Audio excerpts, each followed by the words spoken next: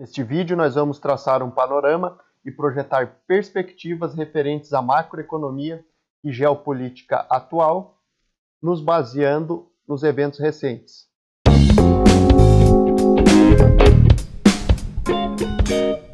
Boas-vindas a todos que estão assistindo esse vídeo aqui no canal. Eu sou o João e aqui nós falamos de finanças e investimentos. Esse é um canal de construção de conhecimento, portanto, sinta-se à vontade para deixar a sua visão ou dúvidas ou perguntas nos comentários.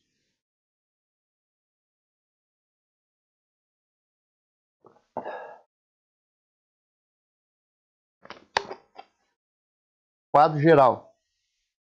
As tensões políticas e comerciais entre Estados Unidos e a dupla Rússia e China, somadas ao conflito armado na Ucrânia, têm turvado a visão dos investidores ao redor do mundo. O impacto é grande, pois as forças que lutam entre si são nada menos que, de um lado, o maior polo consumidor e financeiro do mundo, contra o maior polo industrial, unido a um dos maiores exportadores de combustíveis fósseis mundiais, do outro lado.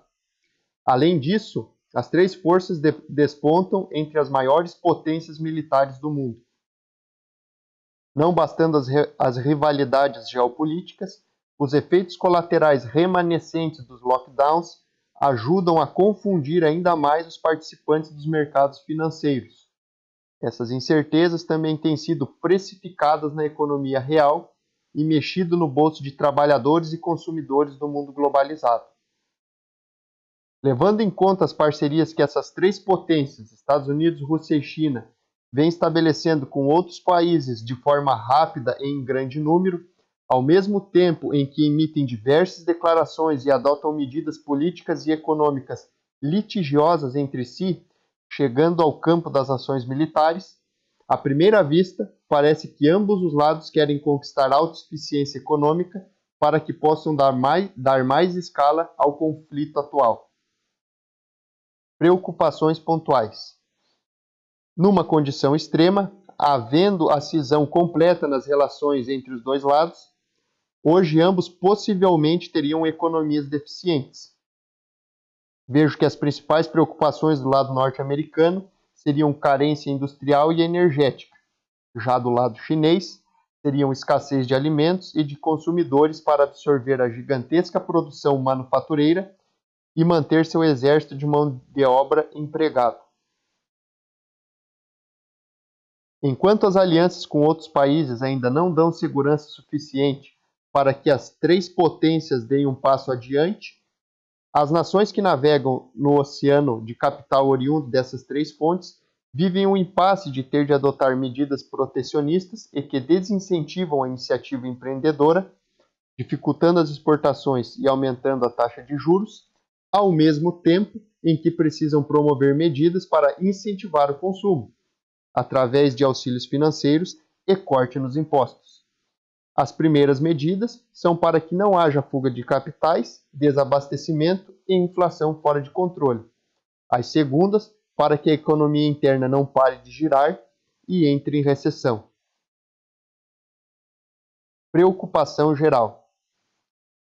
Uma grande preocupação no radar é com a independência energética. Tanto dependentes energéticos, por perceber na pele a vulnerabilidade econômica que essa condição os causa, quanto produtores de combustíveis fósseis, por notar que a corrida pela independência energética de seus atuais clientes diminuirá drasticamente seu mercado consumidor e assim seu poder econômico. Ambos, dependentes energéticos e produtores, combustíveis fósseis, ambos estão atentos e já começaram a construção de sua segurança energética e continuidade econômica. A transição está a todo vapor, dando a impressão do raiar de uma era de petróleo barato ao observador que se atreve a olhar para um horizonte de 10 anos em meio a tanta instabilidade.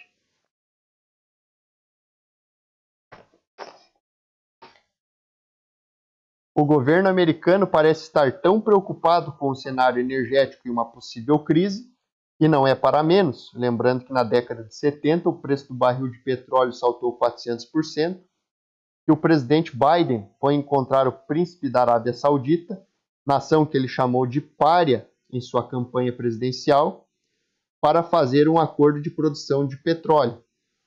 Trocando em miúdos, o acordo é esse: se os sauditas aumentarem a produção, investimento pesado entrará no país. A impressão é que a mídia americana já vê o trato com os sauditas com o status de negócio fechado. Os sauditas, porém, parecem não dar tanta confiança aos americanos. Essa dúvida se reflete na enorme divergência entre as perspectivas que importantes instituições têm para o preço do petróleo. Quem acha que a guerra da Ucrânia é coisa do passado e que a demanda por petróleo já tem oferta suficiente para cobri-la, vê o barril abaixo de $60. Mas quem considera o risco de uma catástrofe iminente, chega a estimar o barril em estratosféricos mais de $300. Com o risco implícito nessa enorme diferença entre perspectivas, não é para menos que ninguém pareça estar querendo deixar a transição energética para depois. Dificuldades e oportunidades.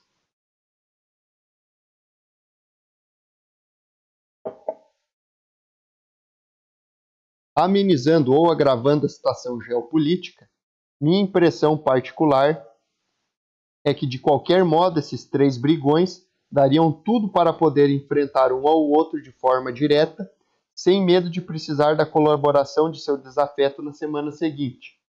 Se isso for verdade, eles precisam de condições plenas para romper de vez, e elas só serão adquiridas com o desenvolvimento do mercado doméstico ou do mercado de seus aliados, nas áreas que hoje são supridas por seu rival.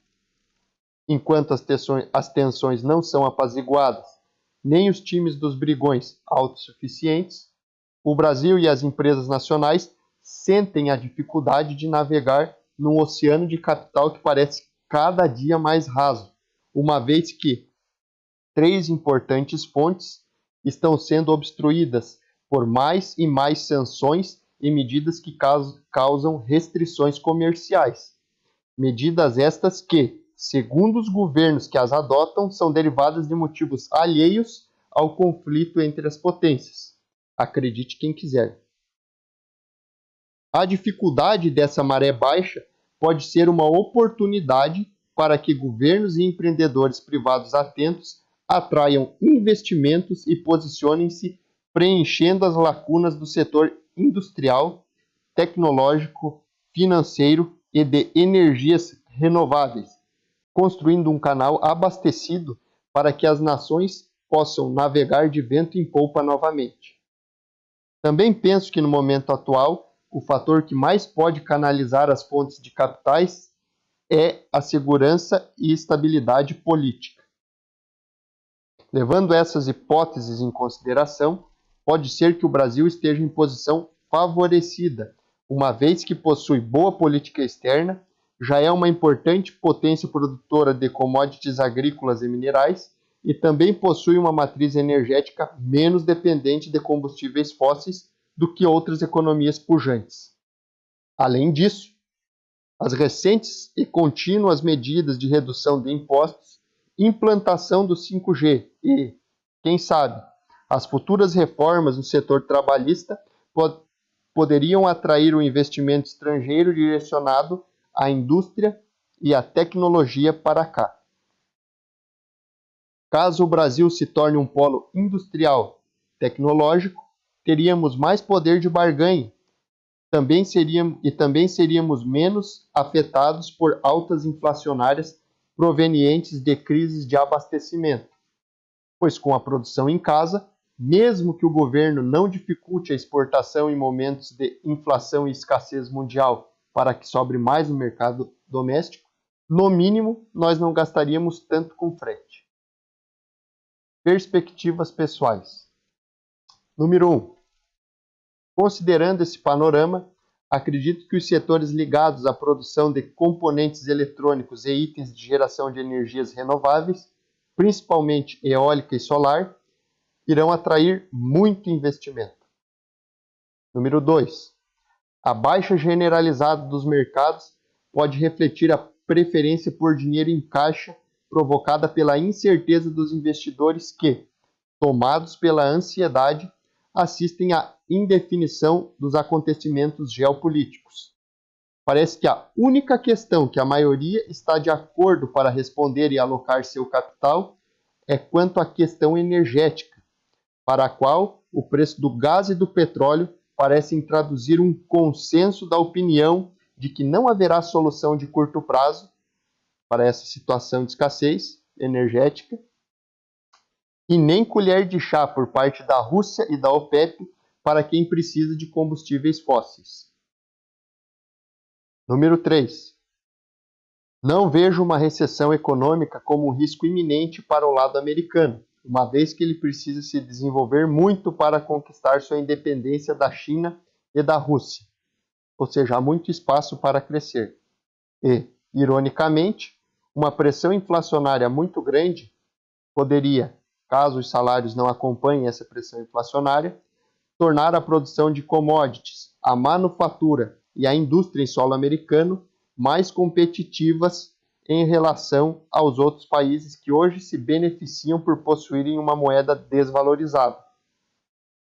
Indicadores de que a produção do lado americano pode mesmo acontecer é o alto nível de emprego nos Estados Unidos e a preferência por dinheiro em caixa, que tem afrouxado as condições financeiras, aumentando a quantidade de dinheiro disponível no mercado para empréstimos, apesar da política contracionista que vem tentando reverter essa condição de rédeas soltas.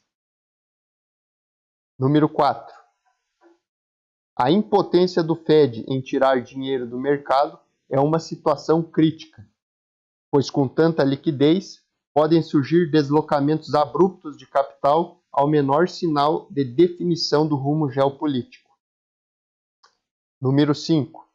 De qualquer modo, pela agressividade do plano econômico e a parceria com o governo norte-americano, acredito que a Arábia Saudita será o lugar menos propício à recessão e com grande chance de desenvolvimento econômico, mesmo que o mundo inteiro desacelere, a não ser que ocorra uma mudança econômica e política muito grave. Número 6. Quanto ao lado russo-chinês, será crucial uma execução quase perfeita de estabilização ou aterrissagem de suas respectivas economias, uma vez que, desconectados do Ocidente, o mercado desses países poderá entrar em colapso por falta de consumidores. Acredito que a melhor forma deles manterem suas economias estáveis é diminuir gradativamente a produção interna dos setores que hoje abastecem o Ocidente, desenvolver também gradativamente o setor de serviços para diversificar as fontes de receita do PIB e, finalmente, investir em países com moeda desvalorizada, visando transferir gradativamente a etapa de produção a esses países para, subsequentemente, importá-los a um preço mais barato. Número 7. Pode ser que Estados Unidos, Rússia e China procurem economias subdesenvolvidas para desenvolver e extravasar o capital que ficará reprimido pelo rompimento com seus parceiros atuais. Imagino que as economias mais visadas seriam as de países do Oriente Próximo, África e América Latina. 8. Quanto à inflação, preço do petróleo, commodities agrícolas, não tenho certeza. Tudo depende da forma e da velocidade com que as tensões geopolíticas irão ser normalizadas. Irão ser normalizadas ou escaladas, e, claro, das condições climáticas. De qualquer modo, no caso do conflito na Ucrânia ganhar maiores proporções, acredito que os países onde se travam confrontos armados entre nações irão repelir capital para os lugares com menor propensão de presenciar um evento semelhante. Conclusão. Sabemos que para um mercado global existir, é necessário harmonia entre vários agentes. O problema é que a relação entre os maiores deles, ultimamente, não aparenta ser de cooperação, mas de logro, rivalidade e dor de cotovelo. O corte dos laços políticos, financeiros e comerciais que prendem os Estados Unidos com a Rússia e a China tem sido promovido por ambos os lados, tanto pela intenção de divórcio, quanto pela esperança de que a necessidade irá bater na porta de seu rival, fazendo-o ceder e voltar enfraquecido e submisso. É um verdadeiro cabo de guerra, onde talvez o medo de perder a influência causado pela postura prudente de países como Brasil, Índia e Arábia Saudita seja o que impede que o processo de divórcio evolua para uma ruptura abrupta, capaz de gerar um confronto armado direto.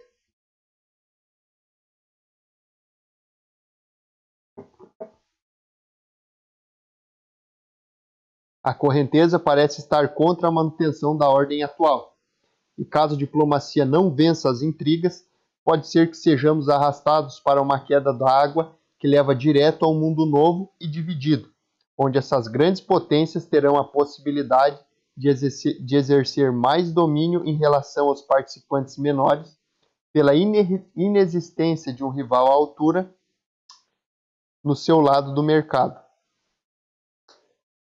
Apesar de ser possível estimar os impactos das hipóteses aqui esboçadas, a incerteza é quase total quanto às variáveis que agiriam como catalisadores para manifestá-las.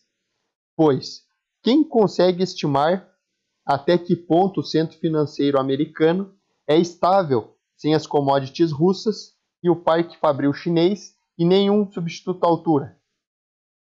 Ou até onde a Rússia e a China conseguem ter economias vivas sem a criatividade, a iniciativa empreendedora e o mercado consumidor que as democracias as proporcionam? Ou o nível de solidez das parcerias entre Rússia e China de um lado e Estados Unidos e Arábia Saudita de outro? Ou o limite a partir do qual não haverá mais espaço para nações livres e neutras nesse possível mundo novo? E a maior incerteza de todas é: caso acionado para mudar o curso atual das relações geopolíticas, até que ponto o exercício da diplomacia seria capaz de superar a força das águas?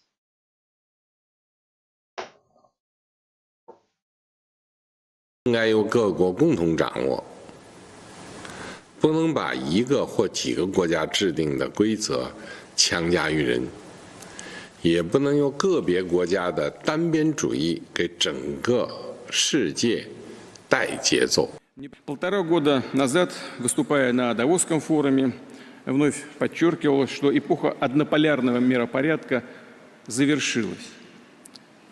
Начать хочу с этого, без этого никуда не деться.